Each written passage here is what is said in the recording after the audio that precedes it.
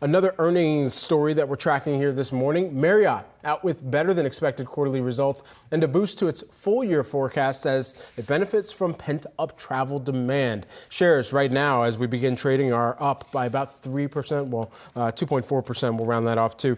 It was interesting the number of different rooms that this company is accelerating, bringing online. Julie, we've continued to hear this in the story, trying to increase the capacity, and that's something that we got an update on in this most recent quarter as well. The company talking about how they are kind of bringing those rooms online, and that's going to help them service so many of the consumers that have opted for other services, whether that be an Airbnb or whether that be one of the other hotel chains and providers, but all of them are looking to add on more capacity here.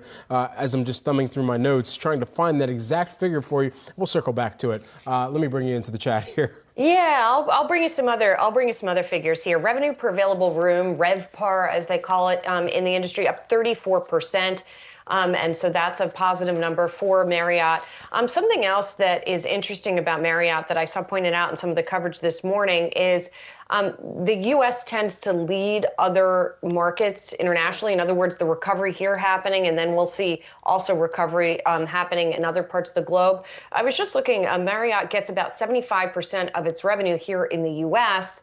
Its competitor Hilton gets about 79% of its revenue in the U.S. So Marriott a little more weighted to those international markets, and then therefore, at least in theory, should benefit as we see that catch-up travel happening in those markets as well. And obviously, some Americans are traveling to those markets as well. It's not just people traveling within those markets. So that's something to keep in mind, too, as we look at this whole travel rebound story. Yeah, and that story amid Marriott continuing to repurchase its own shares, part of the plan that they had rolled out. About $1.1 billion of those shares repurchased, 6.8 million shares during the first quarter. And coming back to that number that I was referencing earlier in the number of rooms that they're looking to bring online, the company added about 11,000 rooms globally during the first quarter, roughly 5,800 rooms in those international markets you were speaking about as well, and 2,700 conversion rooms.